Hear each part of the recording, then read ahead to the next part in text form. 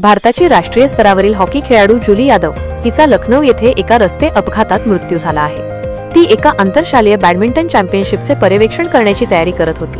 ती LDA कॉलनीतील LPS शाळेत क्रीडा शिक्षिका म्हणून काम करत होती।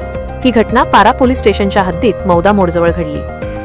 मिळालेल्या माहितीनुसार 23 वर्षीय जुली शाळेत लवकर पोहोचली, पण नंतर तिला लक्षात आले की ती तिचा फोन घरी विसरली आहे। ती तिच्या होंडा शाईन मोटरसायकलवरून तिचा फोन घेण्यासाठी गेली। घरी परतत असताना गॅस सिलेंडर वाहून नेणाऱ्या ट्रकने जुलीच्या दुचाकीला धडक दिली। ट्रकचे चाक थांबण्यापूर्वीच तिच्या शरीरावरून फिरले।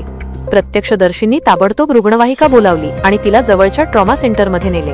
तेथील डॉक्टरांनी तिला मृत घोषित केले। ट्रक चालक घटनास्थळावरून पळून गेला।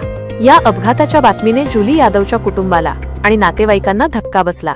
ही बातमी ऐकून तिचे वडील अजय यादव आणि आई दुःखी झाले। जवळच्या नातेवाईकांनी सांगितले की जुली तिच्या मदतगार स्वभावासाठी खूप प्रिय होती आणि तिने कधीही कोणाचे वाईट केले नाही। यावर्षी एप्रिलमध्ये जुली LPS स्कूलमध्ये क्रीडा शिक्षिका म्हणून रुजू झाली।